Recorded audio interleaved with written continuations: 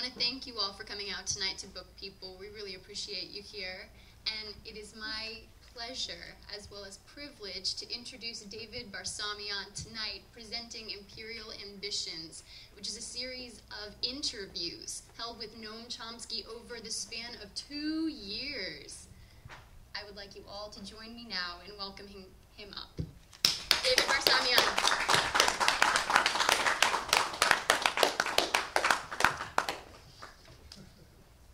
We interrupt this program from Book People in Austin, Texas, to bring you this breaking news story from BLNC, Big Lie News Corporation. I'm your friendly anchor, Dick Veneer of Facade News, the 24/7 news service dedicated to keeping you in the dark. No one can beat our in-shallow reporting. We go straight to the surface of a story, and we stay there. Ladies and gentlemen, this important news bulletin just in. The former president of the United States, George W. Bush, has been arrested. He was found in a spider hole under his ranch in Crawford, Texas. He was taken into custody by Afghan and Iraqi mujahideen. The American president, handcuffed, his head covered with a black cloak and in a bright orange jumpsuit, was shouting at his captors, "I am the leader of the free world. I do God's work on earth." And then he burst into tears and said, "I want my dad." The former president will be handed over to the International Criminal Court in The Hague, where he's being charged with the supreme crime, the planning and waging of aggressive war. If convicted, he faces 7 consecutive life terms to be served at Guantanamo. You will recall the infamous U.S. prison that was returned to Cuban sovereignty in 2007. In addition to the charges he faces in The Hague, U.S. courts have issued warrants for violations of the Constitution, the 1996 War Powers Act, and the 1978 National Security Act. All in all, it looks like curtains for Bush, who, as he was led away, was whimpering, "Dick, Dick, where are you? Dick, Dick, I need you." Stay tuned to Facade News on BLNC, Big Lie News Corporation. I'm your friendly anchor, Dick Veneer. Remember our journalistic standards. We deceive, you believe. You either watch our news or you're with the terrorists. And now back to our regularly scheduled program in Austin, Texas at Book People.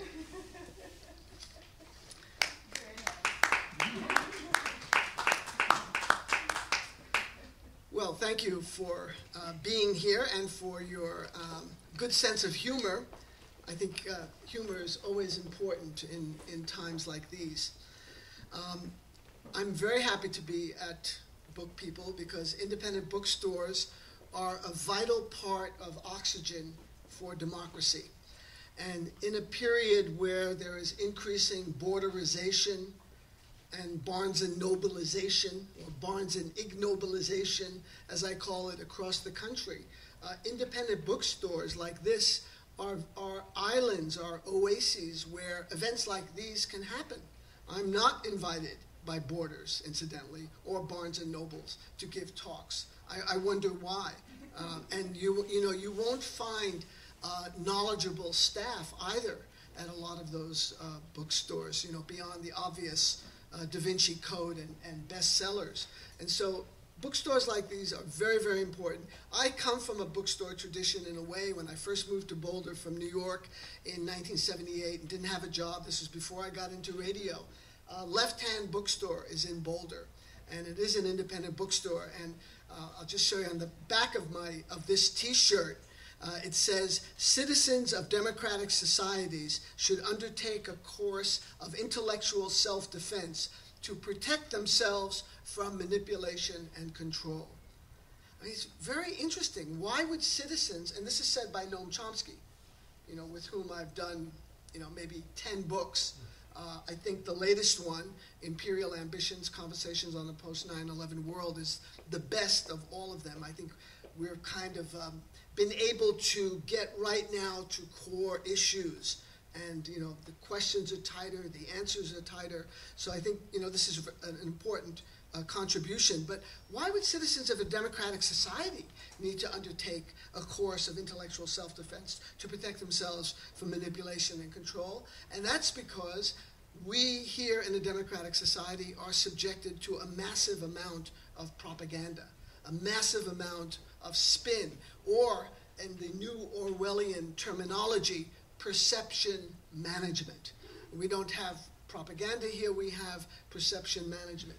And it's long been recognized by liberal intellectuals like Reinhold Niebuhr or Walter Lippmann, James Reston, and many others, that the control of the public mind is paramount in political power, particularly in democratic societies where the use of force is somewhat muted. That's not to say, we might not, we might not be arrested when we leave here. It's very unlikely. Meetings like this will not be broken up because there is a semblance, there's a veneer, like Dick Veneer of Facade News, there's a veneer of freedom and openness. But for that to continue, they need to control the public mind. And the instrument to do that is propaganda. And so we have you hear a lot about, Eisenhower's military-industrial complex, which is an actual thing. He said that his farewell address in 1961 as he was leaving office to turn president, five-star general, Ike. I would add to that there's a media industrial complex as well that has had a very deleterious effect on the workings and the vitality of our democracy. In 1982, Ben Bagdikian, pretty mainstream guy, no radical. He worked at the Providence Journal. Then he was an editor at the Washington Post. He was involved in the leaking of the Pentagon Papers in 1971. He wrote a book called The Media Monopoly, and I read it. And at the time, he said, you know what, I see a very disturbing trend emerging in the United States. And what was that? 50 corporations controlled most of the media. And he said, this could be worrisome for a democratic society. Well, let's see what's happened since that book first came out. He wrote a second edition a few years later. 50 became 28. Third edition, 28 became 23. Fourth edition, 23 became 14. Fifth edition, 14 became 10. Sixth edition, 10 became 6. And now the latest edition, that number is down to 5. I mean, it's like an Agatha Christie story, and then there were 5 and soon there'll be 1. In fact, if it becomes 1, if we just have one media corporation, it'll make our job a lot easier. It will kind of eradicate the fiction that there is actual diversity in the media landscape. If you look at the network news, they basically repeat the same stories, almost identically, verbatim. Time, Newsweek, and U.S. News and World Report have the same covers. They have the same issues that they cover. And so in Boulder, Colorado, where I moved to from New York in 1978, a community radio station just went on the air. And I had no job prospects, and I had no background in radio, but I had a background in music. I had studied sitar in India. I'm Armenian, so I can fake knowledge about Middle Eastern music, Arabic, Turkish, Iranian, and I know some of those languages, or at least bits and pieces. And so I proposed to do a world music program, Ganges to the Nile, and that's how I got into radio, kind of on-the-job training, didn't know what I was doing, made a million mistakes, dead air, didn't turn the tape recorder on, didn't turn my microphone on, put the tape on backwards, you name it, but it was on-the-job training. And I was very concerned about what was happening with the media in the country, this concentration that Bagdikian was the first to actually give a concrete form to and identifying. So I decided to do some local political programming. Ganges to the Nile soon became politicized. I was having guests on from Iran, from Kuwait, from Egypt, from Turkey, from Pakistan, from India, from Bangladesh, different countries in that region from the Ganges to the Nile, not just to talk about the music and the poetry, which is incredibly rich, great traditions, but about the politics, what's going on in those countries, the living traditions, the history, the religions, all that's happening.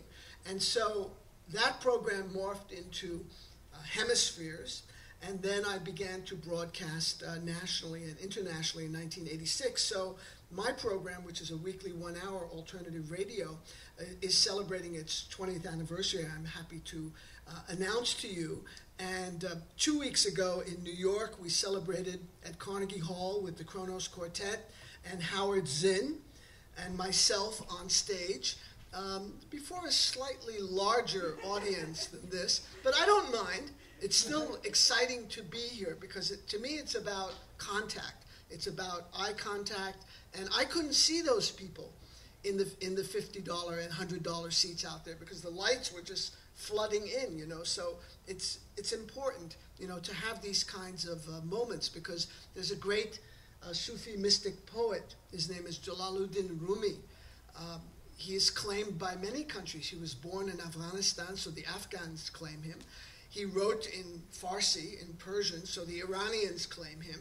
And he's buried in Turkey, so the Turks claim him. But now he's a universal figure, and he has one couplet that I like to quote, and that is, when the seekers of the truth come together, the work is revealed. So coming together like this, you find out that you're not alone, you laugh at the same jokes, because we're in a very isolated, atomized culture and society. That's part of the mechanism of control, to keep people isolated in front of the TV, in front of the computer, worry about, will Yao Ming recover from his ankle injury? Will the Spurs, have the best record in the NBA? Or will the Mavericks catch them? Is Dirk Nowitzki the best power forward in basketball? Focus on things like that. Will the Yankees win in the American League East? Why can't the Texas Rangers, have a good pitching staff, et cetera, et cetera? Or you can go into the celebrity-itis, which is, kind of the Oprahization and Geraldoization of the media. How is Jennifer Aniston coping now that her ex, Brad Pitt, is having a baby with Angelina Jolie? Is she suffering? Is she upset? Let's have a big discussion about this.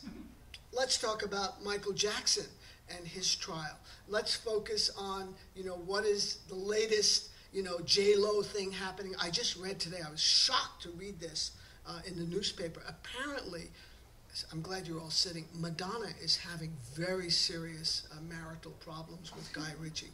I know this is unbearable.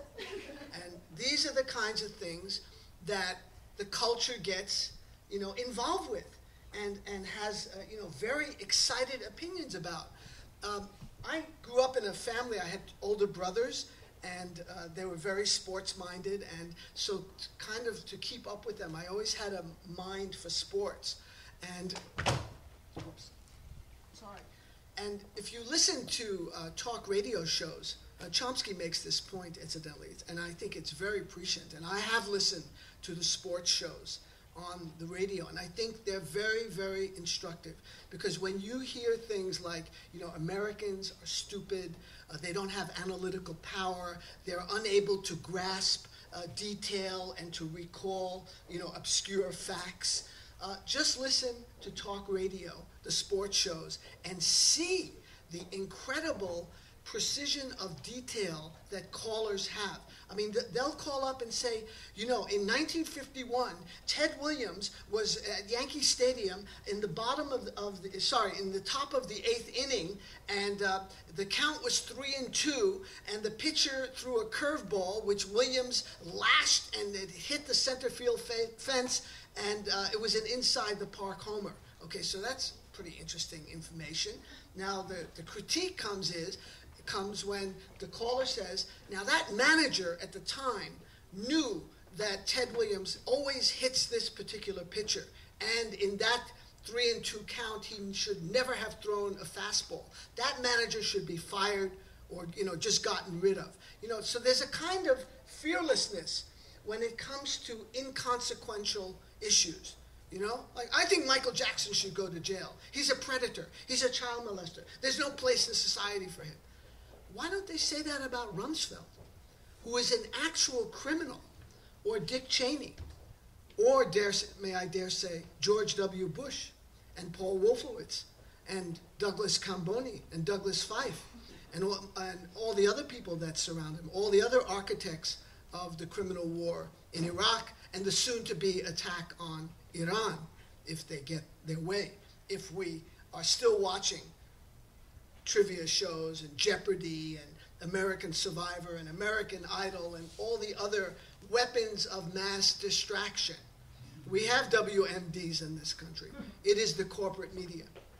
It has anesthetized our population. It has narcotized people into a kind of stupor. So again, to get back to the sports show point that I want to make, it shows that, to me, that so-called Joe Sixpack or Jane Sixpack, you know, whoever it is that may be, you know, calling in from the back of a pickup or some stereotype like that, has enormous analytical power and is fearless. You know, he should be fired. He should be traded. There's no place on that team for that player. He doesn't have good camaraderie. He doesn't have esprit de corps. He doesn't pass the ball. He's always shooting for himself. So you see there is not just a mastery of obscure information, you know, like Duke Snider hit 43 home runs in 1956, and he did, because Duke Snider was my idol growing up in New York. I was a Brooklyn Dodgers fan, so I knew that. He had 136 runs batted, and he led the National League in both categories. The year before, the Brooklyn Dodgers won the World Series for the first time. Johnny Padres pitched the 7th deciding game in Yankee Stadium. He won 2-0. He shut out the power-hitting Yankees of Mickey Mantle and Yogi Berra and Bill Skowron and all the others. And the highlight of the game was Sandy Amorose making a one-handed catch in the corner of left field of Yankee Stadium, and then throwing out Gil McDougall at first base because he thought it was going to be a hit. Now that's, you know, I'm not saying this to kind of impress you in any way, but that's the kind of discussion that goes on these talk shows. Now, people have that power, but it's not in the political realm. People don't remember. I was just talking to someone who lives here, who could only name one of the 2 senators from the Lone Star State. You know, do people know their representatives? You know, do they know who's on the city council? Probably with difficulty. Do they know who, you know, in San Antonio, does everyone know who, you know, Tim Duncan is? You bet they do. Tim Duncan is a huge celebrity. He's the, you know, the basketball player, perennial MVP candidate who may lead, you know, the Spurs to yet another NBA title. So this thing about, you know, people being unable to grasp information or somehow dull-headed, I don't buy it for a second. And the sports area is the proof that I think should demolish that myth. So the task is how to get people to move from that area of relative, you know, innocence and insignificance to something that's really important, like healthcare, like education, like war and peace. That's the task of, you know, the alternative media. And so I was very angry with the corporate media, and I decided to channel that anger into something which I thought would be useful, and that's why I started alternative radio. I started it at home, incidentally.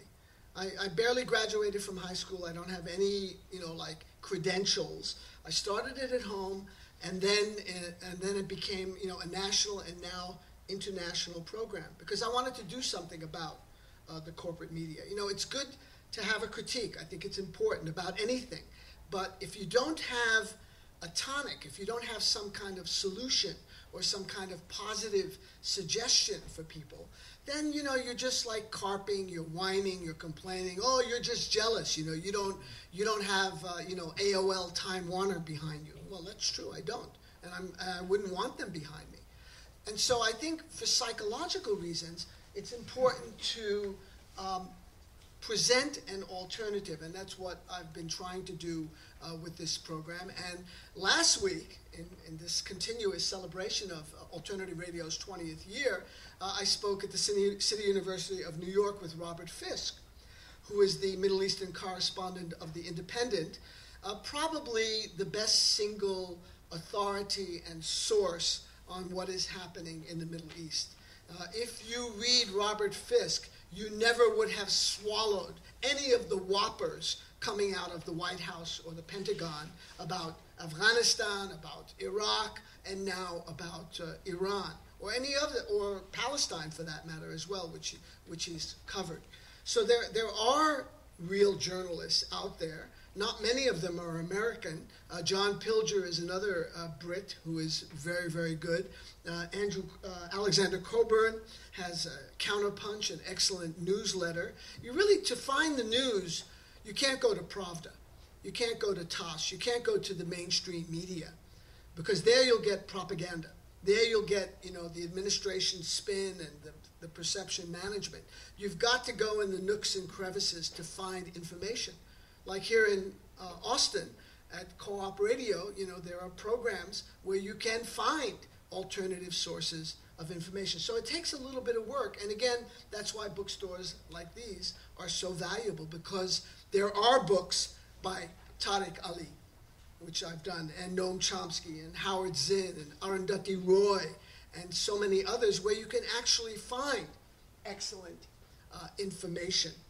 And the problem of the media in the United States has reached crisis proportions. If there was any doubt in your mind before this, I think the catastrophe, the debacle of Iraq should make it crystal clear that this is a very unambiguous situation that badly needs remedy. And I think alternative radio is one response. There's Amy Goodman's Democracy Now!, there's Counterspin, there's Making Contact, there's This Way Out, there's Women's International News Gathering Service, WINGS, which used to be based in Austin. Frida Werden was the producer. She's now in Vancouver, British Columbia, doing the program where you hear voices of women from around the world. There's Free Speech TV, which is located in Boulder, Colorado, celebrating its 10th anniversary. In New York, there's Deep Dish TV, where you can see a lot of my interviews that I did at the World Tribunal on Iraq in Istanbul, which, as far as I know, was completely uncovered in the media here in the United States. This was a major international event, not because I was there or helped produce these DVDs, but it was the culmination of 20 meetings that have been held around the world since 2002 on Iraq, and not just the Bush administration, but in the dock, Tony Blair of the United Kingdom, Silvio Berlusconi of Italy, John Howard of Australia, and Aznar of Spain, the so-called coalition of the willing. And who was there at this? By the way, it was attended by thousands and thousands. The final press conference where the jury delivered its verdict, it was in a room of this size. You couldn't fit an ant in the room. It was absolutely jam-packed. I was the only representative from the U.S. press. Lots of people from the Middle East, lots of people from South Asia, lots of people from East Asia, no one from the United States. And on this jury was the great writer Arundhati Roy of India, Eve Ensler of the United States, the playwright, Vagina Monologue. She's a very political woman. Chandra Muzaffar, wonderful man, human rights activist from Malaysia. Numerous representatives from Arab countries, as well as Turkey and Iran. And they delivered their verdict, finding these aforementioned leaders of the free world guilty of war crimes. And interestingly, they added another paragraph, which, to my knowledge, has never happened before. And that was finding media corporations culpable of war crimes, because they were the conduit for the lies. They were taking the press releases from the White House and the Pentagon and just changing a few verbs and pronouns around and saying, this is the news. You know, a lot like Dick Veneer of the Facade News program. And they were just a conveyor belt. You know, 24/7, 9/11, 9/11, 24/7, 9/11, 24/7. Osama bin Laden, Saddam Hussein, 9/11, Twin Towers, weapons of mass destruction. Osama, Saddam, Saddam bin Laden, Osama Hussein, Saddam Hussein. And, you know, pretty soon it sunk into the American aquifer. Oh, Iraq, 9/11, Twin Towers going down, Pentagon going down. Must have been Iraq. Well, we know for a fact it never was. They were and are bitter enemies. If anyone knew anything about the Middle East, you would know that, I mean, if you read bin Laden and what he says, he hates Saddam Hussein. He's called a kafir, an infidel in Arabic. He's called a socialist, which is a very, in kind of Arabic Islamic terminology, is a very bad word as well. And so they were bitter enemies. Saddam did very much try to repress the Islamist movement inside Iraq. They were not at all connected.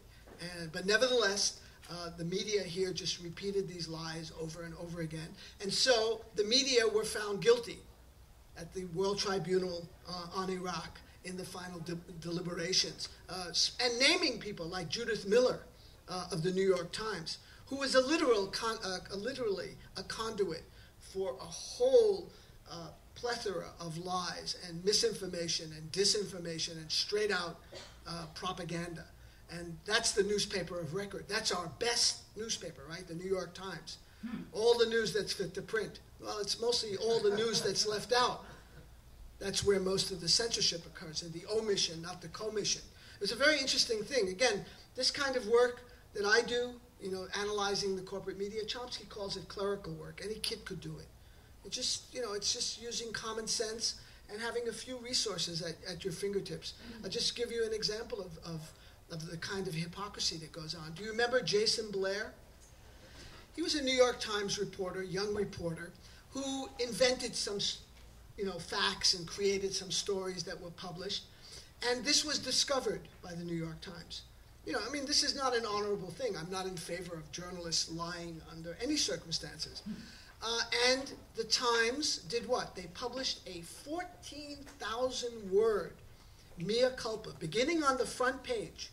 In excruciating detail, they outlined every single error in every single story that Jason Blair had written. Blair was fired. Two of the senior editors that were supposedly his supervisors, they were fired. There were consequences to lying. Okay, that was in May of 2003. I call this not a tale of two cities, but a tale of two Mays. In May 2004, this is now a full year after the attack on Iraq, the Times published a mea culpa on its reporting on Iraq. Now, you would think, well, I mean, Jason Blair got 14,000 words, front page, full pages on the inside, detailed, you know, ad nauseum. What might they produce on its woeful coverage of Iraq? Page 10, below the fold, 1,100 words with extensive use of the passive voice. Mistakes were made at the Times. Our reporters failed to cover these points. It was bad reporting. No one was named. Now, just think about that. Think of the consequences. As bad as Jason Blair's, you know, plagiarism and the things he did, no one died, fortunately. No one, you know, no country's treasury was looted as our country's treasury has been looted because of Iraq. The consequences were, of course, on an ethical and moral level, and they're serious. One can't, you know, celebrate what he did in any way. But look at what the coverage of Iraq has resulted in. I mean, the New York Times was the major source for much of the disinformation that gave credibility to launching this illegal criminal attack and ongoing occupation, which, if we're to believe the present occupant of the White House, will continue until 2009. He said that a couple of weeks ago. It's for the next president to decide when American troops are going to be withdrawn from Iraq. And they're building 14 permanent bases in that country. These bases, if you read or hear about the descriptions, it's like little American cities with Wendy's and Pizza Huts and Burger Kings and Walmarts and electronic stores and Home Depots, and they never leave home. They come from one cocoon strip malls here, and they go there in Iraq. And they're going to be like what Robert Fisk called, they'll be living in Crusader castles. The Crusaders, they only saw the Arabs through the narrow slits in the outer walls of the fortress. And they'll occasionally go out, in massive armored columns. So I think these issues need to be paid attention to. In another area, in addition to the World Tribunal on Iraq, another area that the corporate media simply did not report on, and we did in the alternative media, was the Downing Street memo of July 23rd, 2002, a full 9 months before the US-led attack on Iraq. Let me just read to you a couple of the relevant passages, which have not been denied by the British government. These are the minutes of a top-secret meeting that Tony Blair held with his cabinet, as well as the chief of MI6, which is the British equivalent of the Central Intelligence Agency, a man named, curiously enough, Richard Dearlove. Sir Richard Dearlove. And this is what he reports on. Downing Street memo. There was a perceptible shift in attitude in Washington. Military action was now seen as inevitable. Bush wanted to remove Saddam through military action, justified by the conjunction of terrorism and WMD. But the intelligence and facts were being fixed around the policy. The National Security Council, the U.S. National Security Council, has no patience with the UN and no enthusiasm for publishing material on the Iraqi regime's record. Then that was from the head of MI6, Richard Dearlove. Now this is Jack Straw, the Foreign Secretary of the UK. Straw said he would discuss these issues with Colin Powell. Then he added, it seemed clear that Bush had made up his mind to take military action. This is on July 23rd, 2002. It seemed clear that Bush had made up his mind to take military action, even if the timing was not yet decided. But the case for war was thin. There's an open acknowledgement that the case was thin for war. Saddam was not threatening his neighbors, and his WMD capability was less than that of Libya, North Korea, or Iran. Now, recently, yet another memo has come out. The reason that Britain is now the source of all of these leaks is because Tony Blair is completely crippled politically. He's at the end of his political career. And so when that happens, and we're seeing that now in Washington, with all these generals coming out of the woodwork, Rumsfeld should be fired, Bush didn't tell the truth about that, it's because there's a perceived perception, and I think it's real, that there is enormous weakness now in Bush as well as in Blair. Blair is finished, actually. He'll probably not finish out the year as Prime Minister of Britain. There was a recent leak, again in London, from a document dated January 31st, 2003, in which Bush is telling Blair that we know they have no WMDs. We have to create some reason for war. Let's fly a plane over Iraqi airspace and let them shoot it down or try and shoot it down. So this is what was going on. And in the meantime, we might have to bomb Al Jazeera, which was yet in another leaked memo in May of 2004, because Al Jazeera, unlike the corporate media here, actually provide viewers with real information and not propaganda. And soon, I'm happy to report to you, Al Jazeera will be broadcasting in English, so you'll have access to it.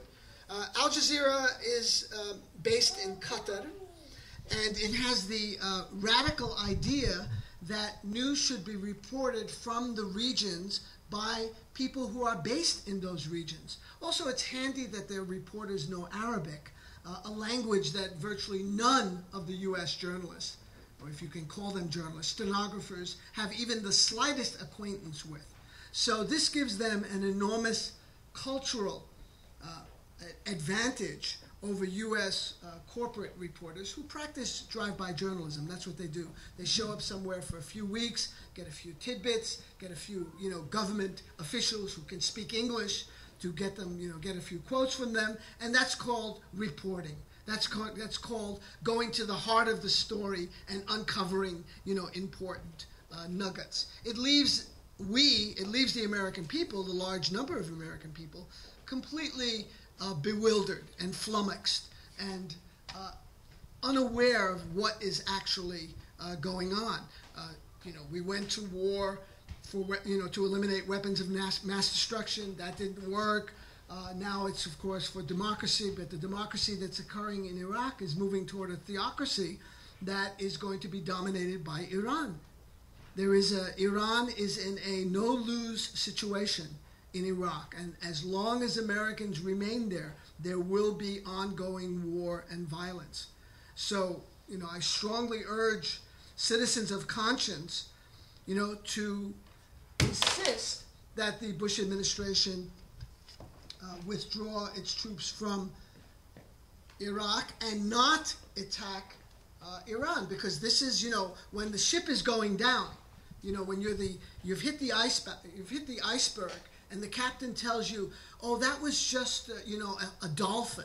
It wasn't an iceberg." This is the captain of the Titanic. When the ship is going down, it's going to take more people down with it.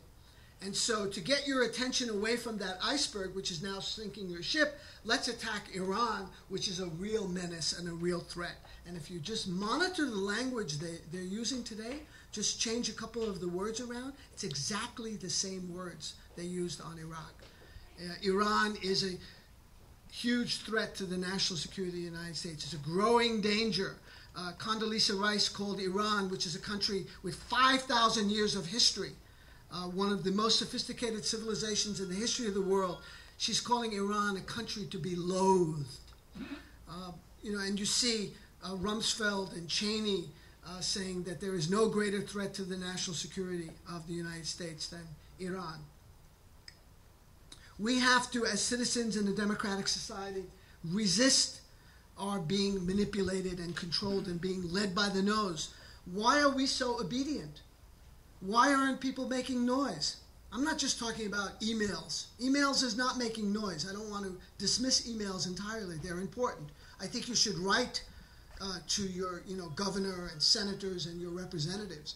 But it's about resistance in an organized way. It's about marches. It's about demonstrating. It's about boycotting corporations that support the war. That was another extraordinary part of the verdict of the World Tribunal on Iraq, was that specific corporations that have profited, from the war in Iraq. You can name one in Houston, and it's not Enron. It's Halliburton, through its main subsidiary, Kellogg, Brown and Root, has gotten contracts of $18 billion in so-called reconstruction in Iraq. You know where most of that money has gone? Not into reconstruction, into security to protect the Americans and to pay off mercenaries that go around with Zalmay Khalilzad, the American ambassador, who's the de facto viceroy of Iraq. He was the former viceroy of Afghanistan. That's where the money is going. And if you're a corporation, these are the kind of contracts that you could not dream of in your wildest dreams. Why? They're no-bid, non-competitive, cost-plus contracts. So if I sign a deal with the U.S. government for $1 billion to build a bookstore or a strip mall or whatever, a casino in Baghdad, and I incur extra costs along the way, it's all added onto the contract. We get fleeced. We, the taxpayers, are being taken to the cleaners by these military contractors. So we do have a military-industrial complex. It would be wrong to say that war doesn't pay, although you'd be hard-pressed to tell all the men and women who have been blinded or have lost legs or lost their lives or lost, their arms or whatever, or are crippled for life. Tens of thousands, maybe hundreds of thousands of Iraqis.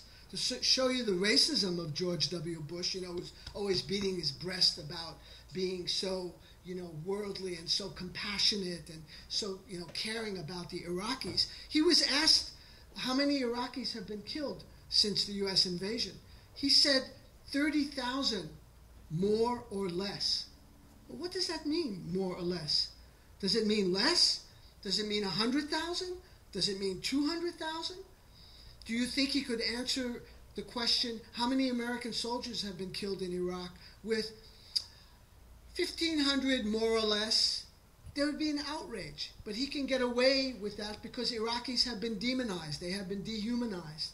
They're just Arabs. They're just, props on this bad movie, written by screenwriters not in Hollywood, but in the Pentagon and in the White House, all in the name of freedom, liberation, and democracy, in order to produce, effectively, a blizzard of propaganda here in the country to make people feel good about what they're doing.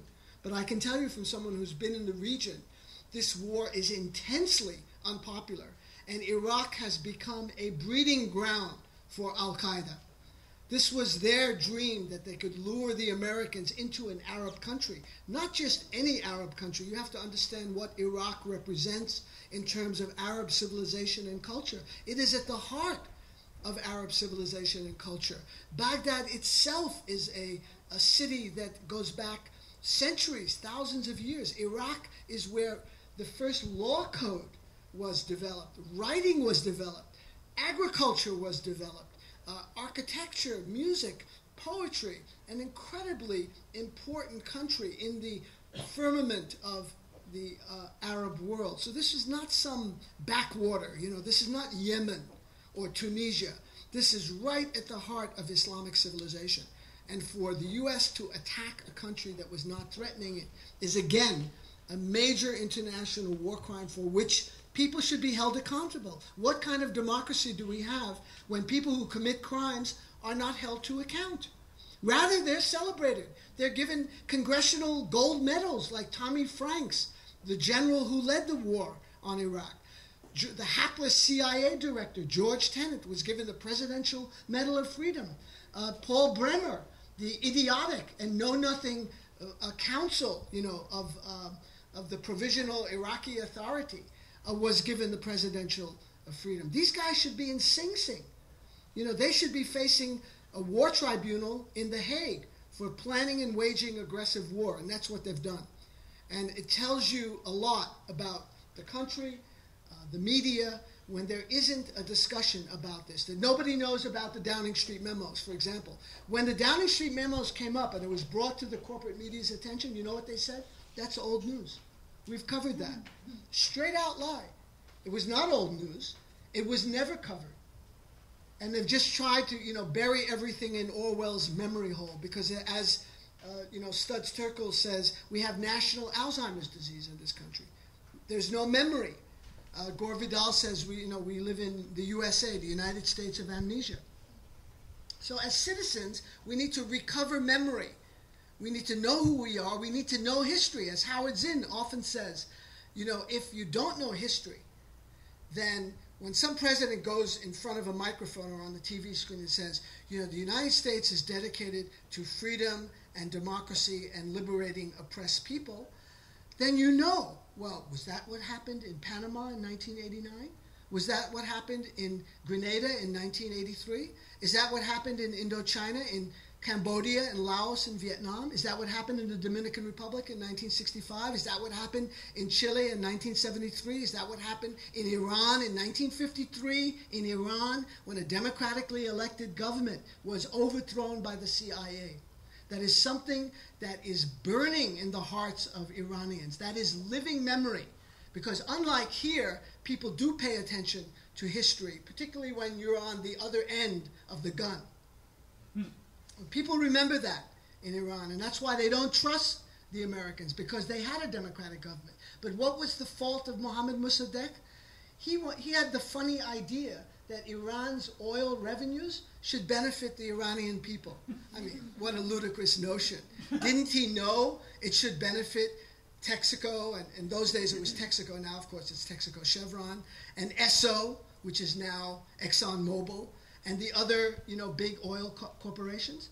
He wanted to nationalize the oil in Iran and the benefits, the revenues to go to improving the life of ordinary Iranians. He was overthrown in a coup. The year after that, what happened in Guatemala? Another democratically elected government, Jacobo Arbenz, who admired Franklin D. Roosevelt. He created his whole program based on the New Deal.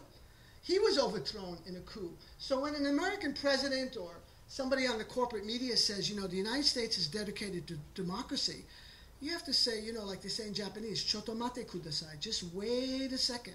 Let's look at some history here. If that's the case, what about these instances? Are those aberrations? I don't think so. That's not aberrant behavior. That is SOP, standard operating procedure. When anyone raises his head, or when anyone is trying to create any kind of nationalist regime, they are crushed by our government. What is the President of the United States? He is the CEO of corporate America. That is his function. He's there not to protect you. He's there to protect Halliburton and ExxonMobil and Lockheed Martin and Northrop Grumman and Raytheon and Boeing and Honeywell and General Electric and all the other benefits, all the other corporations that are benefiting from war and aggression and occupation. So we have a very serious problem in the country. I asked Chomsky at the end of this book, is another world possible? And this is his answer. And how could you envision that? You can start with small things. For example, I think it would be an improvement if the United States became as democratic as Brazil. That doesn't sound like a utopian goal, does it? But just compare the two most recent elections, here in the United States and in Brazil. In Brazil, where there are vibrant popular movements, people were able to elect a president, Lula, from their own ranks. Maybe they don't like everything Lula's doing, but he's an impressive figure, a former steel worker. He never went to college, and they were able to elect him president. That's inconceivable in the United States. Here you vote for one or another rich boy from Yale. That's because we don't have popular organizations, and they do. Or take Haiti. Haiti is considered a failed state, but in 1990, Haiti had a democratic election of the kind we can only dream of. It's an extremely poor country, and people in the hills and slums actually got together and elected their own candidate, Jean-Bertrand Aristide. And the election shocked the daylights out of everyone, which is why in 1991 there was a military coup, which the U.S. supported, to overthrow Aristide. For us to have a medical care system like Canada is not reaching for the stars. For us to have a society in which the wealth of the country isn't concentrated in the hands of a tiny elite isn't utopian. And you can go on from there to much more far-reaching goals. Many of the basic institutions of our society are totally illegitimate. Do corporations have to be controlled by management and owners dedicated to the welfare of stockholders instead of being controlled by the people who work in them and dedicated to the community and the workers?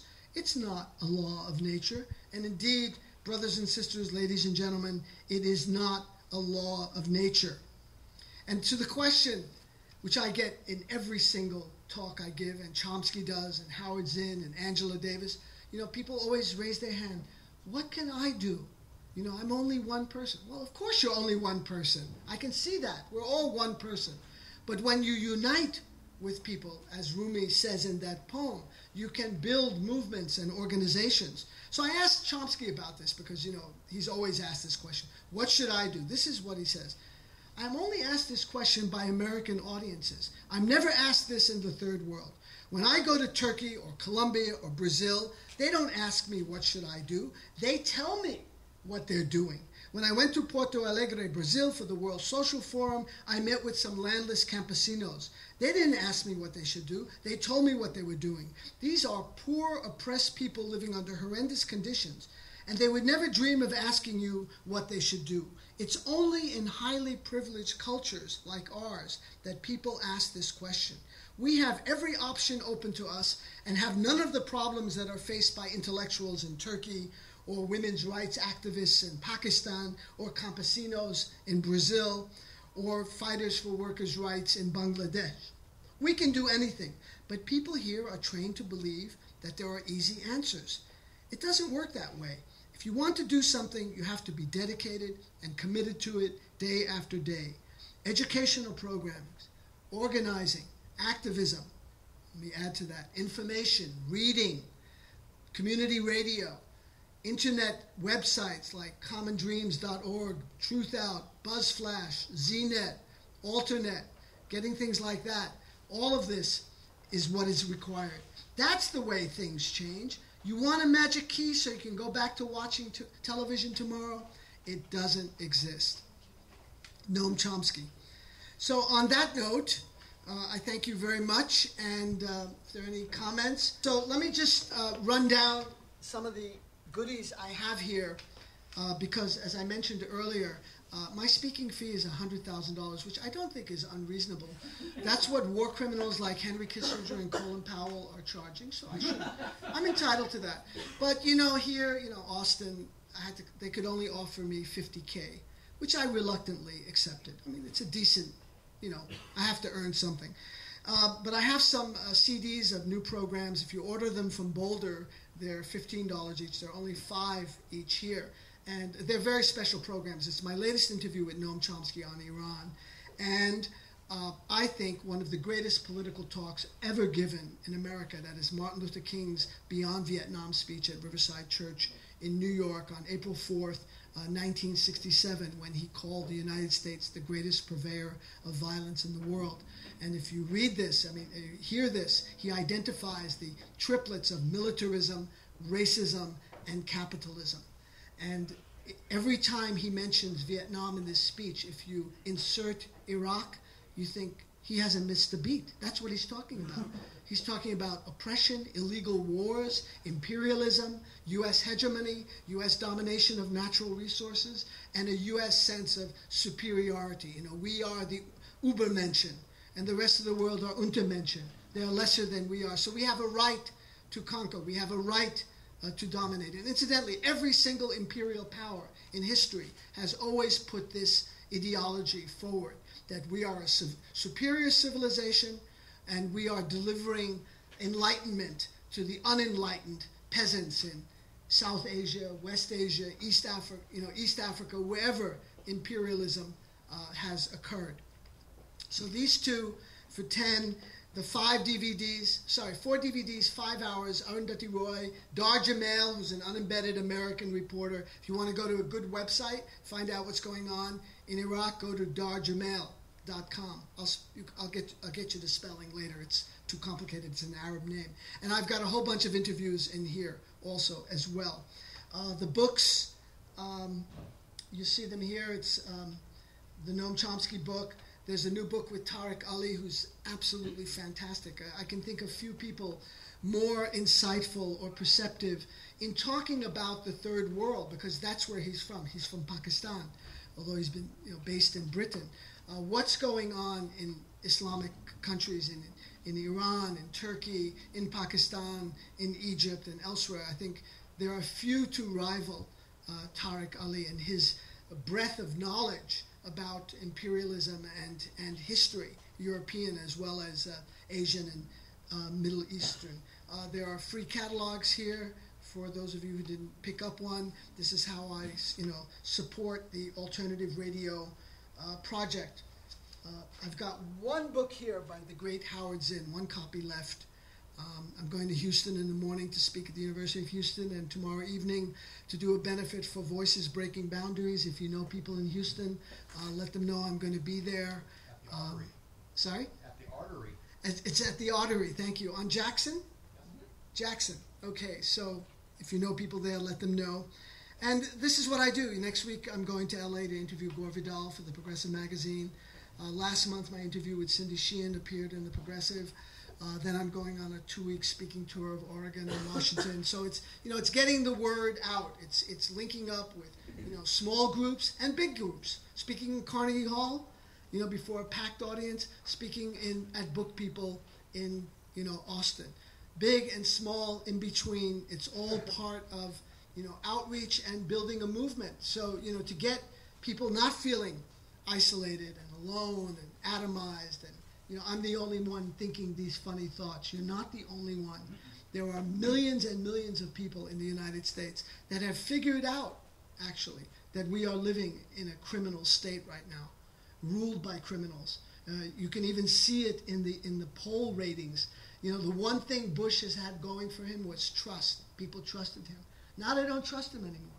I wonder why. Well, like Pinocchio, you keep telling lies, your nose gets longer and longer. People finally notice, what? Why is his nose out there? Well, it's, because you have manufactured war, you have manufactured deceit, you have manufactured deception. And it's catching up. And just imagine, 30 years ago, a president was almost impeached. He was literally run out of office for a burglary. That was the main crime, for breaking into the Democratic National Committee headquarters in Washington and for breaking into Daniel Ellsberg's psychiatrist's office. Look at the scale of this crime, the invasion of a country not threatening the United States, that posed no threat, not only to the United States, it posed no threat to its neighbors. There was an Arab summit in Beirut in 2002, completely uncovered in the U.S. media. Even in the alternative media, there was very little about it, again, because of language and cultural limitations, where the Arab countries welcomed Iraq back into the Arab League and declared that, Iraq was, again, a friendly neighbor state. I mean, even Kuwait was there. Saudi Arabia was there.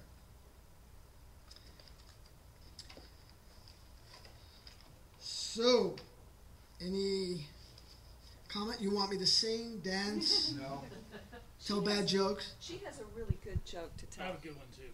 A good She's joke? got a really good one. Let's She just told me this joke on the way over Humor here, and is it's so important. perfect. Get It's her on perfect. mic. Tell. Tell all. Come on, speak into the radio mic.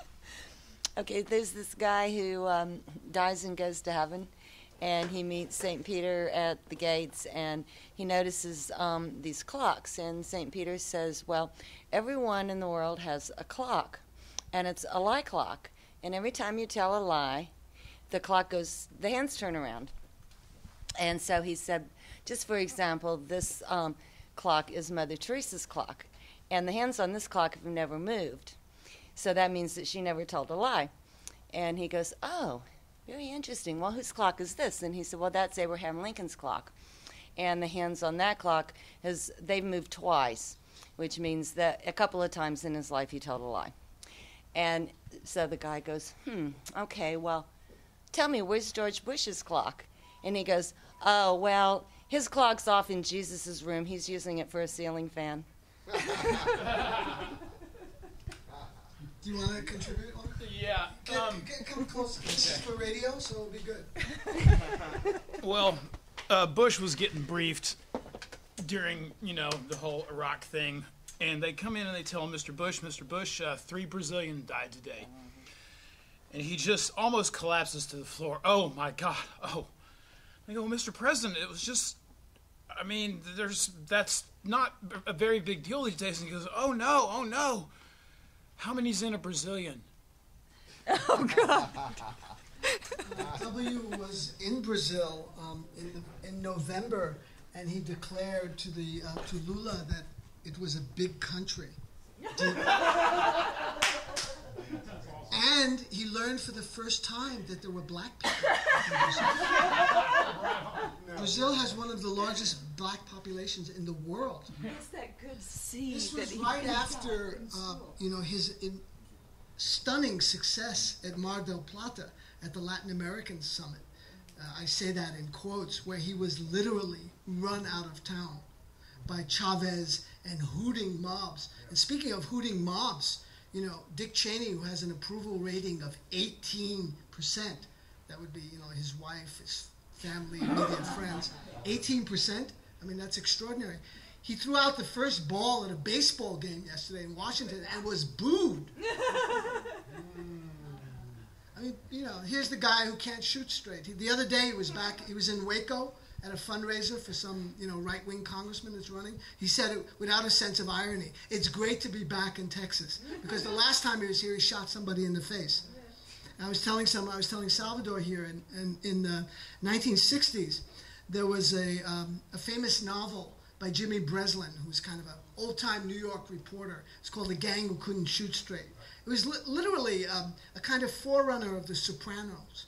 You know, like just absolutely inept and incompetent mafiosi. You know, they'd shoot themselves or they'd shoot the wrong person. They'd fall down a flight of stairs. I mean, it's hilarious.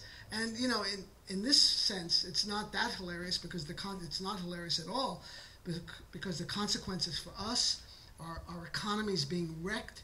The future of the planet is at stake because we have someone who believes in God and the reality of the Old Testament. And science is being completely ignored. Every single scientific study has shown that, you know, the ice cap is melting, Antarctica is shrinking, global warming is accelerating, and we have a president who's living in Disneyland, chooses not to see it. The cost of this indifference and this kind of fanaticism is hard to calculate. As I was telling someone, a polar ice cap melts. That's not something you can repair. You know, you don't send air conditioners and try and make ice there, or, you know, coolers from Walmart. It's not going to do it. I mean, the same thing with ozone depletion. These are very serious threats to our very existence on this planet. And we live in a time, a critical time, when the rulers in Washington are completely indifferent to these things. They want to talk about guns, God, and gays.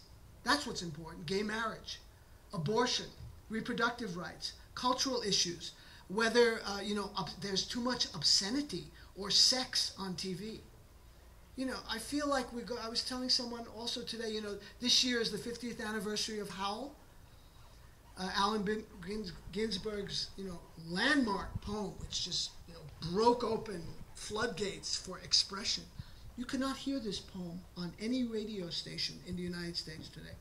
You could hear it in 1955 and 56 and 57. If you play it today, you stand to not only be fined by the FCC, which has become this puritanical monitoring agency, you stand to lose your license. So in many ways, I mean, culturally speaking, the country is going in a very, retrograde and dangerous direction. And in terms of the scientific, you know, the science, to turn away from science as some, you know, could be, should be, you know, let's teach, you know, right next to, Darwin's theories, let's teach intelligent design, which is a new word for creationism. I mean, for the President of the United States to come out and endorse that, and then to funnel $2 billion of our tax money to faith-based groups is very, very, I think, dangerous and disturbing. There is a notion of a division of church and state in the country. That's a tradition. It's not codified in actual law, but that is being trampled. And again, I think the consequences for people who call themselves conservatives. I was talking to Kevin Phillips in Boulder the other day. He has a new book out called American Theocracy. I'm promoting other books as well. And they have it downstairs.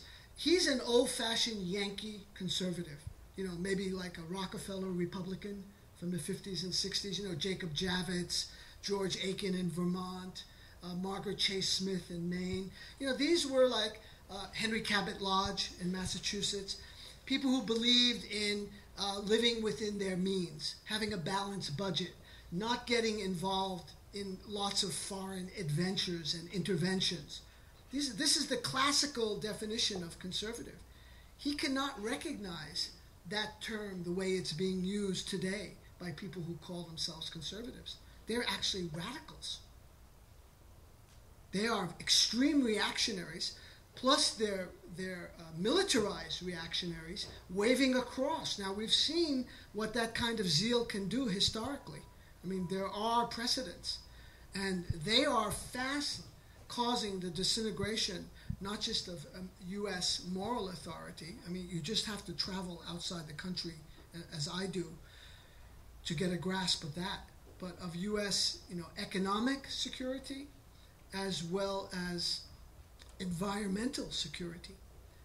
We need a new definition of what security means. It doesn't mean going through a gate at Austin Airport or being frisked by intrusive TSA guards. Security also means economic security, the security to be able to breathe clean air and drink clean water, and to have health care.